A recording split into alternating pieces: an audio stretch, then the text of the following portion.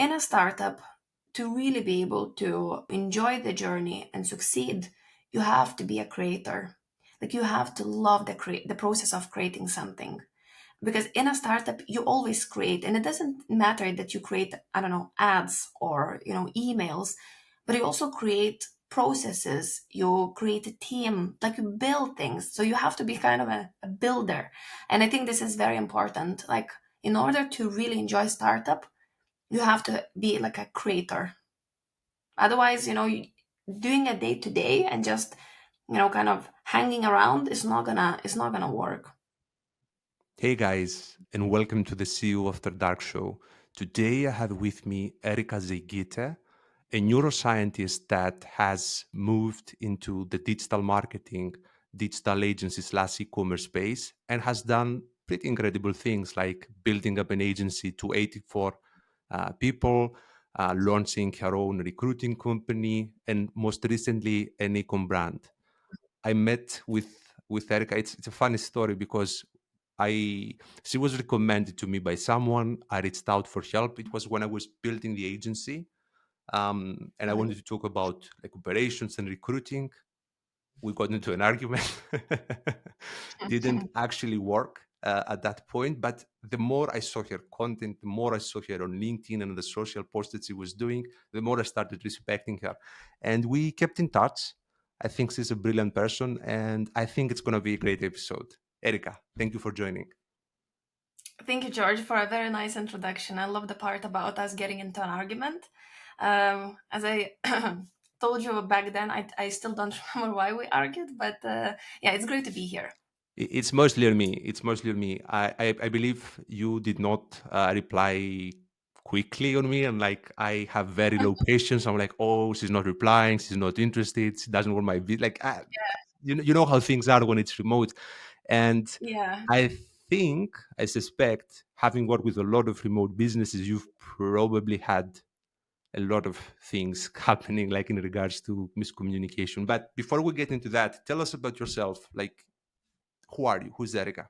Yeah, so I'm Erica. I am the founder of a staffing and recruiting agency, and I'm also recently co-founded an e-commerce brand focused on hair care products.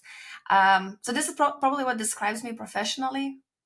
Otherwise, I'm just a person who's, hustling, trying to build something, challenging myself and growing. This is how I would describe myself.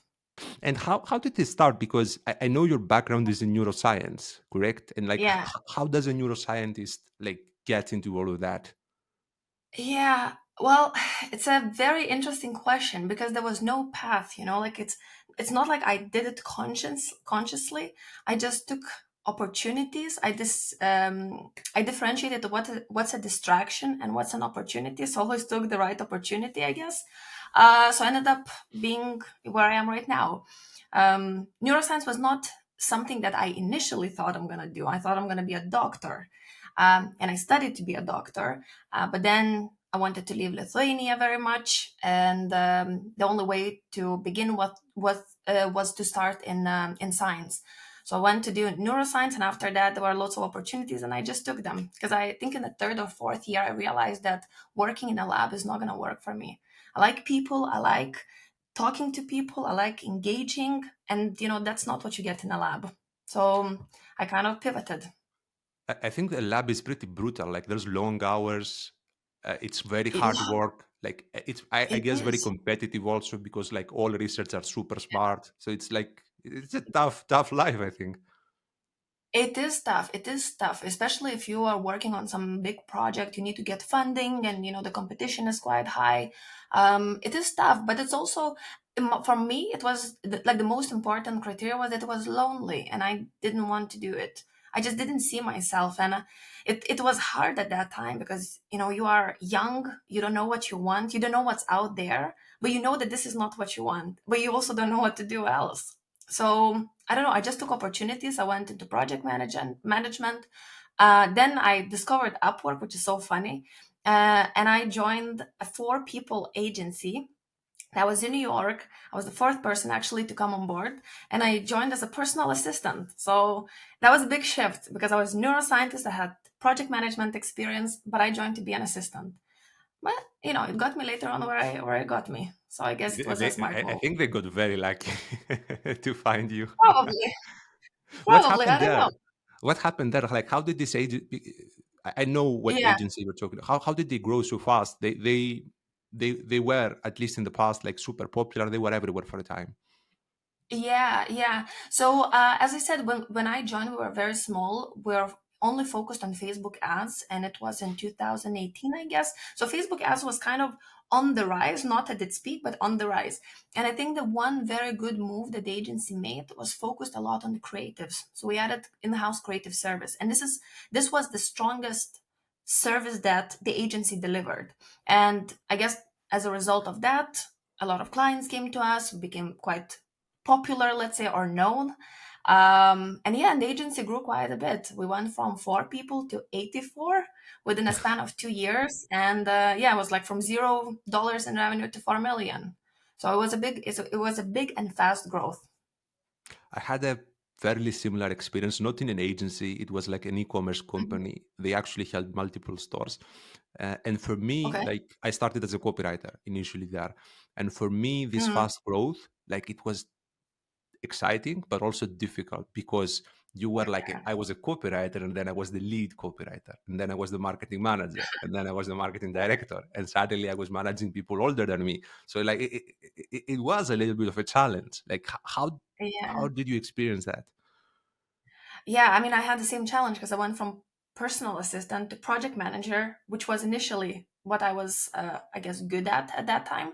Then I went to operations management because I really liked operations, and I became the COO of the company. So it was also a very fast growth.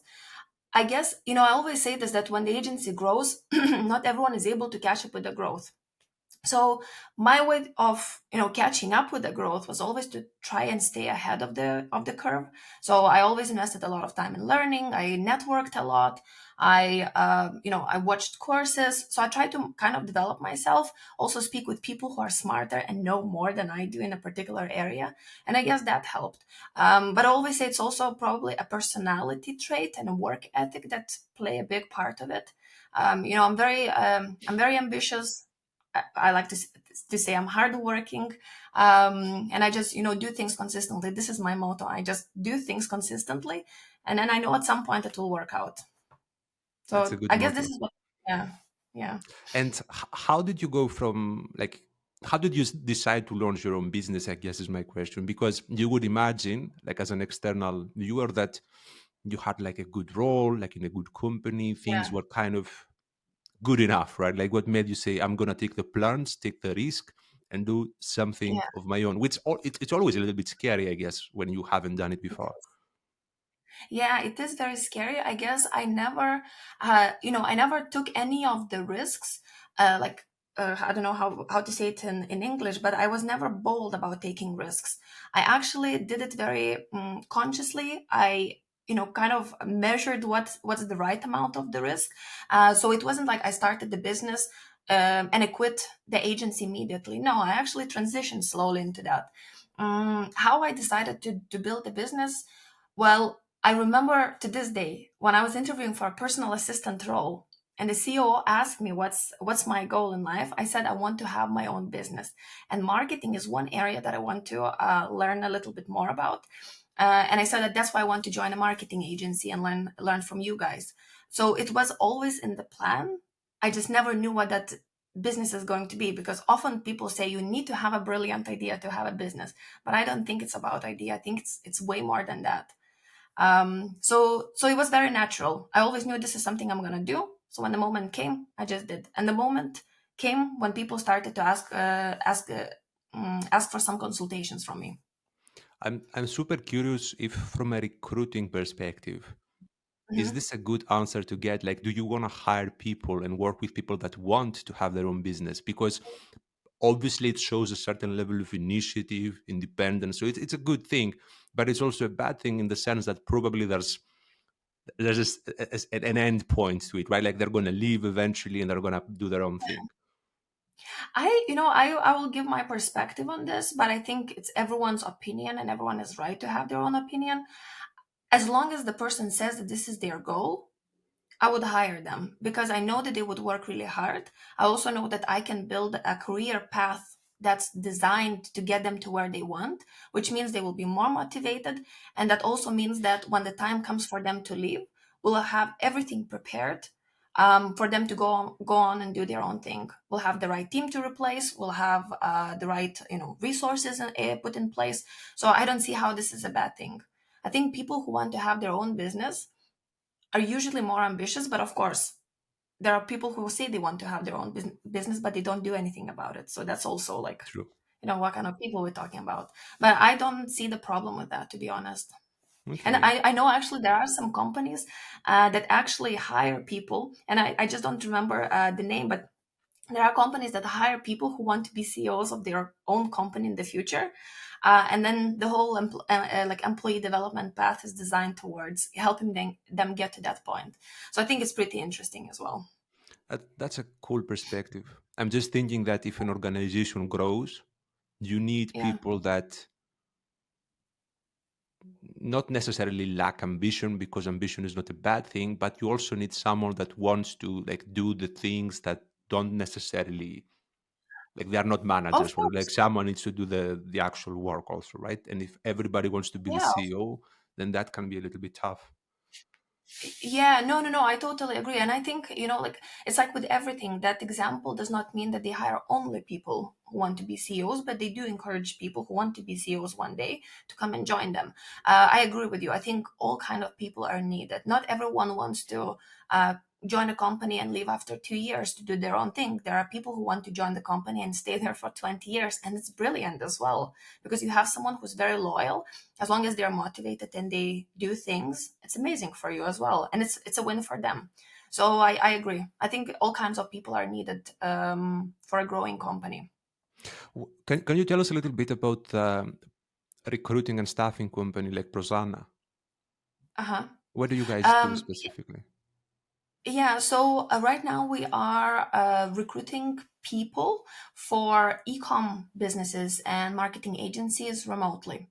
So we work mainly with clients in the US and the UK, and we recruit people from US, Latin America, UK, and then Europe. So this is what we do. As some like a small part of it is also consulting those businesses on how to structure your team, how to plan your hirings, how to develop people, how to onboard them, and overall how to improve the workforce dynamics. So yeah, so this is what we do at Prasanna right now. I think it's It super evolved interesting. as well. I think it's Yeah. super interesting because you do have this background in the agency, which basically means Hmm. that you know, like, what personality traits does a media buyer need to have? Like, how can you tell whether Yeah. someone's good in creatives? And Yeah. like that, I think that niche expertise is really kind of the unique advantage that you guys bring to the table. Yeah, yeah, I'd like to think so too, and I know that the clients that we work with, they always appreciate it as well, because we understand. At the end of the day, the agency that I mentioned at the very beginning, the one we grew from 4 to 84, like we recruited all the people ourselves. So it was a lot of learning, of course, a lot of mistakes as well on the way, but at the end of the day, the retention of the people and the success was quite high. What I find interesting is that, like, in my view, having one business is tough. Having two businesses Yeah, is tougher. So, like, what made you yeah, say, okay, I have this company, I'm going to launch another company? Like, what's going on there? yeah. Yeah, to one extent, I want to say that like startups overall are hard. I agree, but not every startup is going to be successful. So some startups are more at the beginning; they are considered more like projects. So you're testing the waters, you're seeing how it works. So managing two projects or like a one bigger project than the other, I think it's okay. I also like to practice what I preach, and I always preach to founders and decision makers in agencies and e-coms that you need to build a team in a way that allows you to work more on the business related activities rather than in the business. And I think this is where I got with Prosana specifically. Like I don't do recruitment myself anymore. I have the team. We have a lot of automations in place as well. So basically, it's automation and delegation, the two things that help me to free up my time. And I always wanted to test the waters of e-commerce. So I'm like, okay, why not? But of course, you have to have a good setup to be able to handle it because the workload does increase significantly, especially at the beginning, as you can imagine. What's the brand about? Sassy Scalp, it's a brand offering solutions to treat dry scalp problems. So Okay. flakes, dandruff, and so on. Yeah. So like a skincare, like or a supplement, like I mean, like No, creams. it's a hair care products. So shampoos, conditioners, Yeah, yeah. masks, serum. Yeah, but it's all for dry scalp problems. It's still new. I just It's recently kind of a. launched it. I think the Mm. product might be new, but I think like the niche, if you will, is kind of booming. I know a lot of companies that make a lot of money in that space. So Yeah, yeah. it's a good idea. Yeah, I mean, we started designing the products quite a while back. And it's also the problem that I had myself. So I know how painful it is, especially for women, because we have long hair. The flakes, they are usually very visible, especially if you have darker hair. So yeah, design the product took a while, and now we just launched it officially, so everyone has access to it. It's cool because if you take those two projects and if you think of like what made you start them, it's the same pattern. You see a Yeah, problem, you solve it, and then you solve it for yourself. In this case, now you want to solve it for others. You solved it for the agency, now you want to solve it for others. So I think that's a good yeah. learning for people that the business ideas like basically lie in solving problems. Yeah, I think so too. Also, one of the another like big reason why I wanted to do e-commerce, um, as we talked, I've been a part of the agency already. So I grew an agency team and I've seen what it takes to grow an agency team. The agency was working primarily with e-commerce businesses, so I know as well how e-commerce functions, and that's why we decided to offer service in marketing agencies and e-commerce. But I don't have that actual practical experience of building an e-com team. Mm. Not my own. Let's put it this way. I have experience building e-com teams for clients, and it worked great. But I also want to do it myself to see how how the founder feels. So I think this is also going to be a great learning curve, which will gonna add a big benefit to my skill set. That's a good way of thinking about it, actually. I like that. Yeah. And what kind of challenges have you had in all of this journey? Because Hmm. I'm going to make an assumption that probably like working in that agency as the CEO was tough, but having your own Yeah. company was even tougher, most likely. Yeah. A lot of problems. I mean, which problems I didn't have? I always joke that when you run a startup, especially a service-based startup, you always have three problems. You have people problem, you have client problem, or you have cash problem. And those problems, they just keep changing. So whatever, you have client problem, you don't have enough clients, but you have too many people. Then you have too many clients, not enough people. And then the cash somewhere is also in between. So I think I had all kinds of problems at this point. Probably the biggest journey overall is learning how to do it all myself. So it's a personal growth that has been the biggest challenge, Mm. to be honest. Like learning how to prioritize, learning how to delegate, learning also how to be a good leader, how to build a company culture, and then also learning, how to deal with my own I don't know, insecurities, psychological state, and so on. So lots of different problems, I guess. That's And how I would put it. I guess also physical things because I've seen you talk a lot about like difficulties with sleep, for example, which is something by the way that I also have. Like even like this day, I didn't sleep well at all. So Oh, yeah, I, I understand. what happened there actually with the sleep? I think you did some sort of therapy or. Yeah, yeah, I've done the therapy. Yeah, so I'm gonna tell you. So what happened?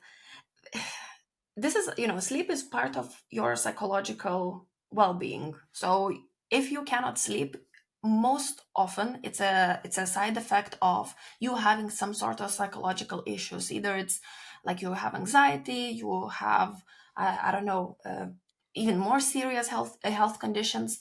I occasionally could not sleep. Yes, that was a problem for me. It was more the problem of I cannot fall asleep because my brain just doesn't stop working. And then I think it was end of 2022, December. And to this date, I still have a weird relationship with December. Like at the end of December, it's just like everyone wants to finish everything. Everyone wants to plan the next year. Everyone needs everything right now before they go on holiday. And in addition to that, that year, we were also planning to go to Spain for a couple of months. So I think all of the stress added up. And it was Christmas Eve when we had dinner, we went to bed, and I just didn't sleep the whole night. I just couldn't fall asleep, and I don't even know what I was thinking about. It just couldn't fall asleep. But I was like, okay, it's stress. It's because I'm changing the environment. I'm moving away from home. Like this is all because of that. And then we came to Spain, and for 2 months I struggled with sleep big time. Like I would fall asleep at 3, 4 o'clock in the morning, and then you have to start your day at 7. And I always like to start my day early, and I cannot wake up because I haven't fallen asleep Yeah. yet. So it was really really tough. And then I think it was probably sometime in February when one night, which is going to be very open and personal of me to share, one night I think it was 6 o'clock in the morning, and I did not sleep yet. And it's not like I sit at my laptop and I work and I'm like, oh, I cannot sleep. No, I actually lay in bed and I just don't sleep. Um, and it was the time when I literally was scared to be alone and with myself, because I didn't know how it's going to end. And it was very scary. But thankfully, I think it's a personality trait. I talk about it a lot. And I'm not afraid to say how I feel. So I called my friend who is a doctor. He's in Canada, and I told him like, man, I have problems. I cannot sleep. I think I'm going crazy. I cannot control my thoughts. I'm scared. And then he just literally put like a kid style to-do list. Like, okay, so 8 o'clock, you call the doctor. You go to the doctor. They give you some medicaments. You will fall asleep, and then we'll think about the long-term plan, what you have to do. But right now, the first thing you have to do is you just have to sleep. And this is what I've done. I went to the doctor, they got me tablets, and that night I slept. But I knew that this is not a long term solution. I think the worst thing, and I can relate to what you're talking about, by the way, is Yeah. that you can't sleep because you're thinking about something, and then you're starting to think about you not being able to sleep. And it Yes, spirals this is out of the word. control because that makes you worried, like, why am I not sleeping? And then you're starting to think, what am I going to do tomorrow? And then you're starting to Yeah, think, oh, I'm going to feel terrible. And like it just spirals out of control. And exactly. there's a lot of research about sleep. Basically, it affects everything. If you don't sleep, it's like you're half dead. Basically, it's like it affects you in a very, very, very bad way. You can't think straight. Yeah, You can't feel straight. You can't function. It's a terrible thing. For me, yeah, what I tried, I don't know what medicine you tried. I tried melatonin, yeah. ashwagandha, like Okay. valerian root, like a bunch of different things, and those help. But what I also found was that the next day when I was like waking up, it was kind Yeah, of difficult to start my day. I was like, I did not feel like that alert. And yeah. I had to stop that. And Mm-hmm. ultimately, funny as it may sound, like for me at least, what actually Mm-hmm. helped more over the long term, and now I'm having issues because I'm not doing it, is like to Yeah. exercise during the day, and Mm-hmm. like avoid drinking like too many stimulants like coffee, like things like that. When I did that, like physically exerting myself and then not stimulating myself beyond what's normal, Mm-hmm. because I do abuse a lot of like caffeine and stuff like that. Yeah. I could sleep again. That Yeah. that was my experience. Yeah, I mean, I actually just want to add the one thing that you said, exercising, like having a proper diet. I don't know if you remember, but in school, at least for us, they always said that the most important three things that you have to control in your life is like what you eat, how much you exercise, and how much you sleep. So those three things, they've been true for a very long time, and people just forget and they Yep. get one wrong, and then everything else kind of gets messed up. So I totally agree with you. I think like physical exercise, having a good diet, those are crucial things. The thing about my situation was that I don't actually drink coffee, and I avoid caffeine at all. So I don't consume any of that. So for me the problem was more psychological. So I did the therapy as you mentioned. I mean, we talked about it at that time, I remember. So I actually went to therapy, did a what's called rapid transformational therapy, to just try to understand what is the root cause. And it's funny, but the root cause was actually stemming from the team problems that I at that time faced. We were growing a team quite fast, and there were some things, and I was taking it really personally. And it also kind of went back to my early years of my life and kind of reflected, and then it triggered something in me. And that was like, as a result, I just couldn't sleep. So I think it's important always to get to the root cause. But routines, establishing routines, what you eat, how you exercise, when you go to sleep, when you finish work, those are crucial as well. And this helps actually right now. I try to go to bed at the same time, and it's actually amazing because I go to bed at 10 and now I'm able to wake up at like 5:30, which is amazing. I have enough time to sleep. I also have enough time in the day to work, to exercise, and then enough time in the evening to rest before I actually go to bed. So routine is crucial as well. Am I correct to assume that like what you were experiencing like internally Yeah. probably affected like the team itself also? Um Question mark, because I did not like, I when I show up to work, I show up like feeling okay. Like I do things, and I try not to show to people how I feel, or I say that I didn't sleep last night. Probably the only person who always knew this was my business partner, and I always told her how I feel. So she was very supportive. I have no doubt it affected her in some way as well, because first of all, she's also a friend, so she was worried about it. But overall, to some extent, maybe it did affect the team. I'm For not me, gonna. I for think me, it for always me, starts at the leadership. what I've Yeah, noticed for myself is that not just with sleep, but generally speaking, when something is affecting me like on a personal level, it's not yeah, always that. I mean, obviously, I don't go to work and I say, "Oh, guys, like I have the." It's not like that, but the quality of my decisions and the quality of my output kind of goes down. And yeah, the broader point I want to make, and I'm making this for posterity, also for people that will listen, is that if we think of ourselves like the owner of the company, if you think of yourself as what keeps the company together in a sense, you kind of owe yeah, it to the people within the company to take care of yeah, yourself. Because if you don't, and it affects yeah, you, which is likely, I mean, some people might hmm, be stronger and it won't show that much. yeah, For some, it will show, but it affects you nonetheless. You are doing them a disservice. And if you start thinking exactly. about it that way, then it gets really important to kind of take a step back and say like, how can I also replenish myself, like not just like Mhm, hustle and grind and grind and grind, which can be interesting, it can be fun even in certain periods of your life, but if you do this yeah, like constantly, then eventually you're going to burn out. yeah. But I also think it's good to think you owe it to your team, but I would also say that you owe it to yourself first, to be able to sleep, to be able to feel well. Because sometimes for some people, thinking that I owe it to people can also add additional stress. And then that would add up to not being able to sleep.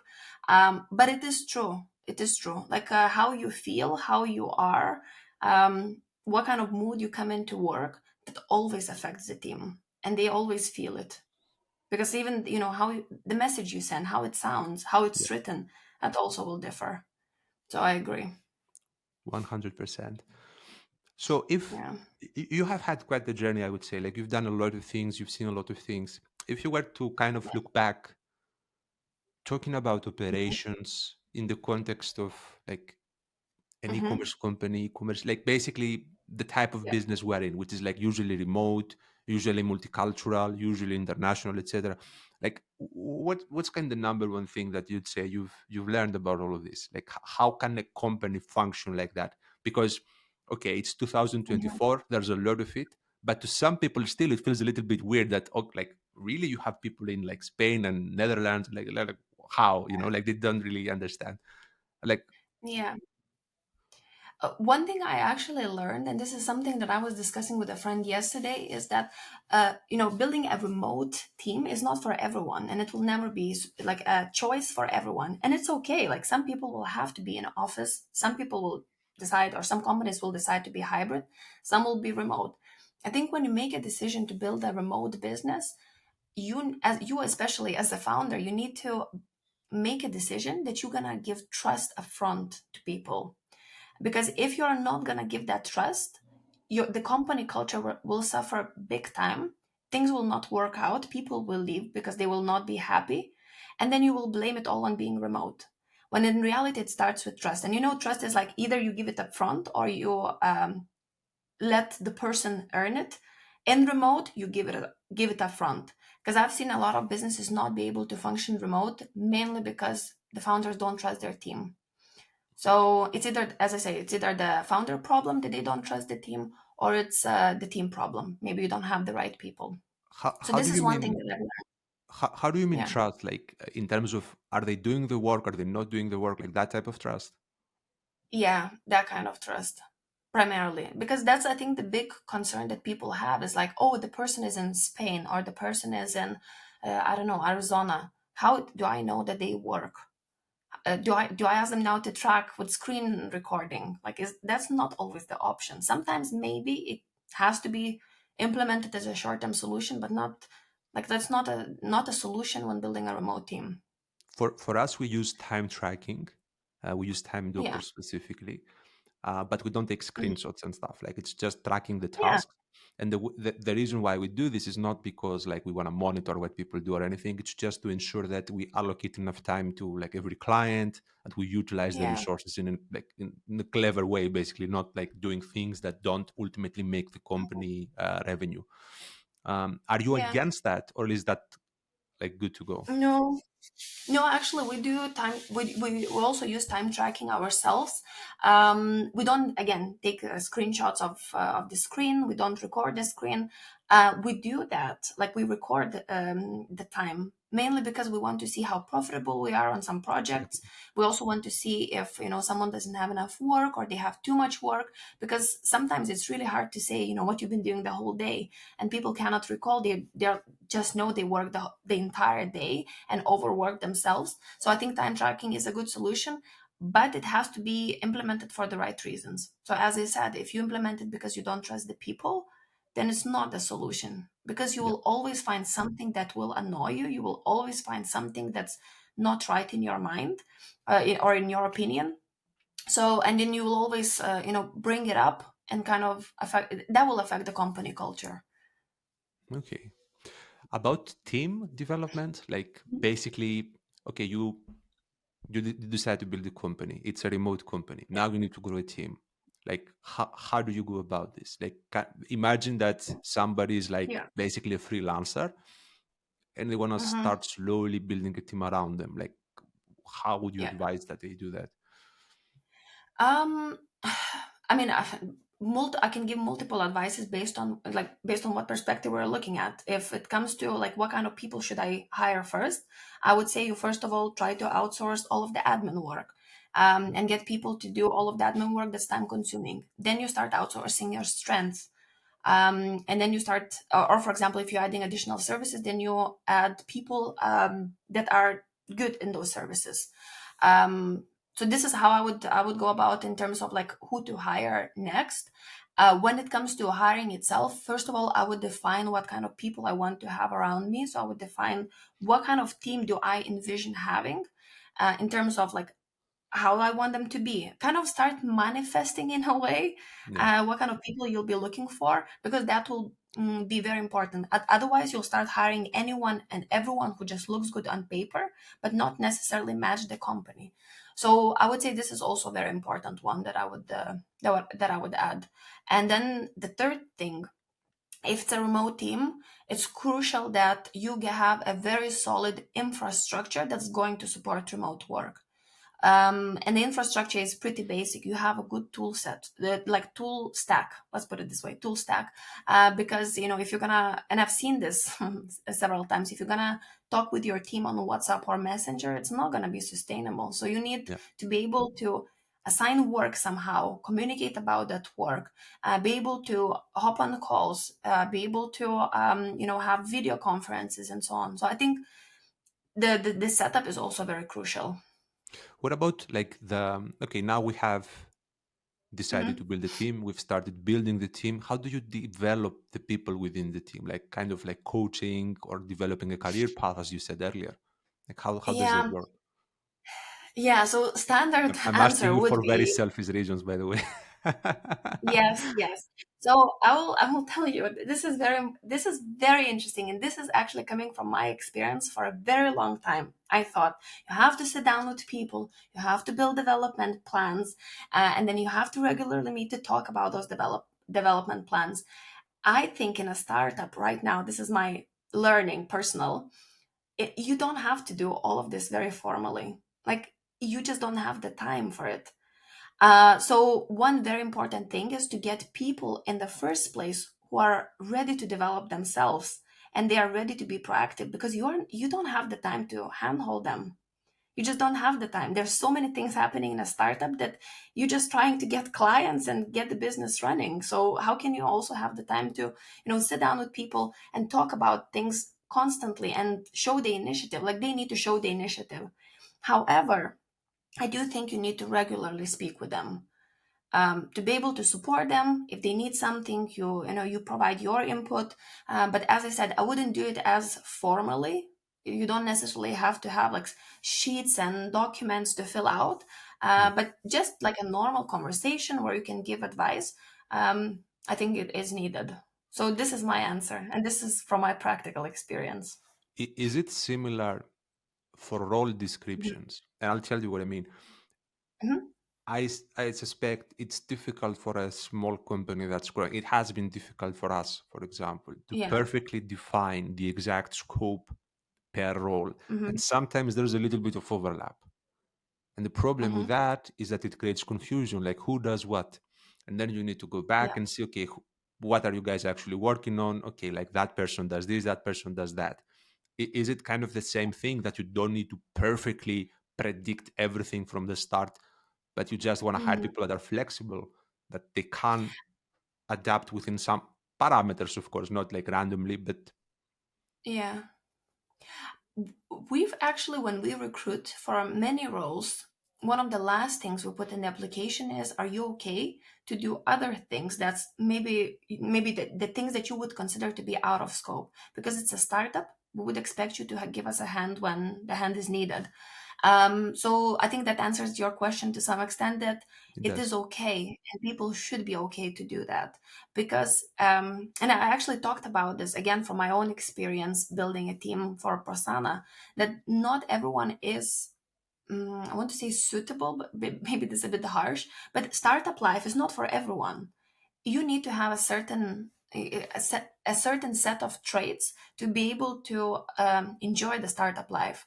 And one of those traits is being able to, participate in other tasks and help contribute, like help complete those tasks.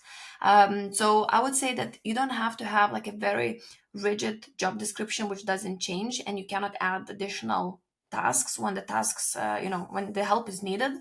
um, but I do actually advise from time to time to review it and see, how it changes and see how the person feels about those tasks. That's a good one. Let's talk Yeah. about culture. Culture is Mhm. it's like a difficult thing to like what does culture truly mean, like it's not obvious. People I think mean different things. And I think it's, Mhm. in my perspective, it's someone connected to those things we say, like the vision and the mission and the values, Yeah. because those are all related terms. My Mhm. personal opinion is that when companies talk about values and Mhm. mission statements, usually it's BS. Usually it's I BS. agree. Like they I will agree. say, for example, oh, we want to like make the world more eco-friendly or like or whatever. No, you want to make more money. Like that's what you want, and you're using this as a vehicle for the most part. I think Mhm. that's the reality of most companies. At the same time, I think people, especially younger people, they want to have some meaning in their life, in their work, because Yeah. they have so many options, right? Like Remote Hmm. work basically means there's no geographical limits if you're good at what you do. You can work in an Yeah. unlimited pool of companies. So the company Hmm. needs to have a reason why behind they do things.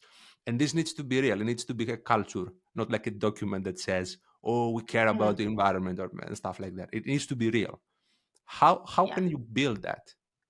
Like, is this something you build or is this something you are in the first place? Because I think it's something you are. The values of the leadership team of the founder ultimately Yeah. shape the culture. Like, that's my I understanding of it. I agree with you on this one. I think company culture always comes from the leadership. And if the leader is saying that I want the company to be like this, and often people want to be or want to build a company culture that's very different than how they are. This is, I think, a human thing. You always want something that you are not.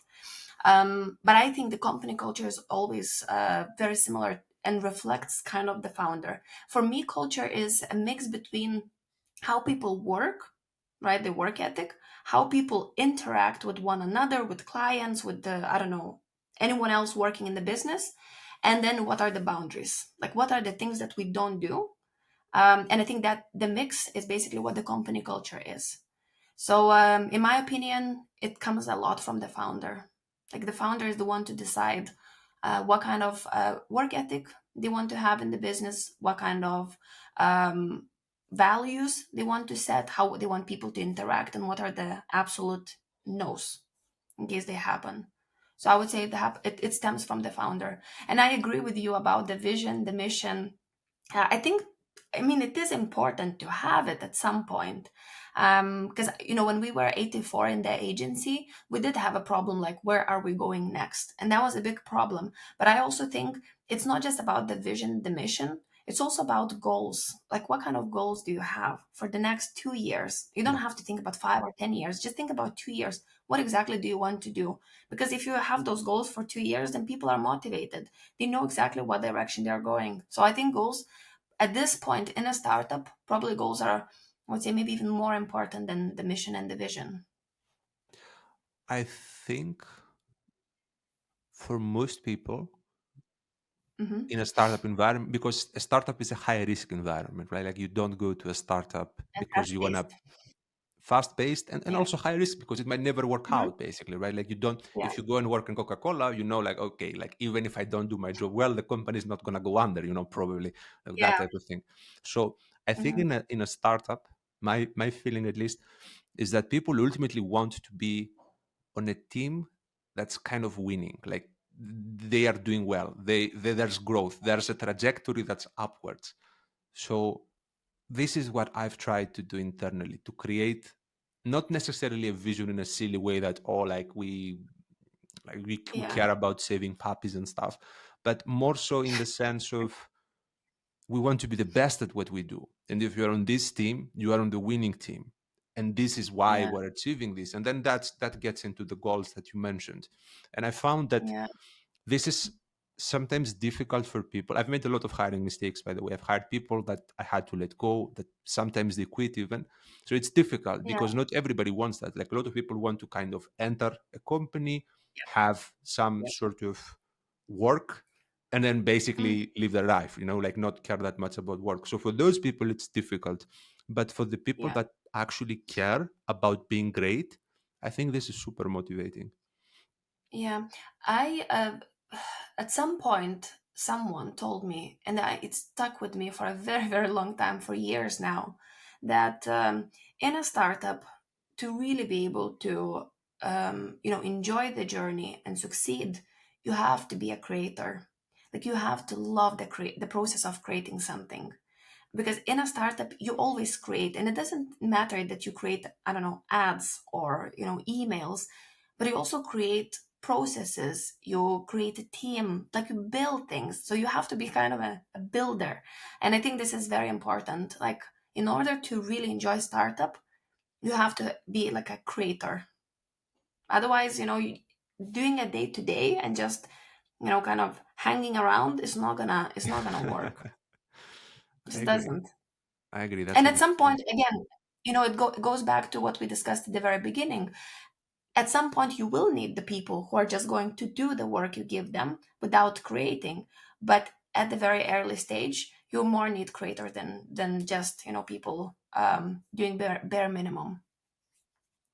What's next for you? Like, what do you want to do in the next, like in this year, for example? So next, of course, is to focus on the ecom. For Prasanna, still want to focus a lot on automating, outsourcing, improving how we deliver the service. But to be honest, I never know what's next. Like I have goals, but then life has its way of doing things the way it should be. So I guess we will see what's next. That's cool. And what's the best way for people to contact you in case like they wanna like especially like either connect with you or learn about Prosana? Yeah, the best way would probably be LinkedIn. So I would encourage people to connect with me through LinkedIn. I guess my surname is going to be somewhere written because it's a pretty difficult It one. will. But yeah, I would say LinkedIn is the best way to reach out. And why did you want to leave Lithuania? Probably because of the weather, I guess. Yeah, this time, yeah, because of the weather. I cannot be very enthusiastic about the weather this week here in Spain. It's been cloudy and rainy, but overall it's quite nice. Most of the days it's sunny, so it's amazing and warm. Nice, nice. Thank Yeah. you for taking the time, Erika. It was a really nice chat. Thank you, George. It was amazing as well. Appreciate you having me here. My pleasure.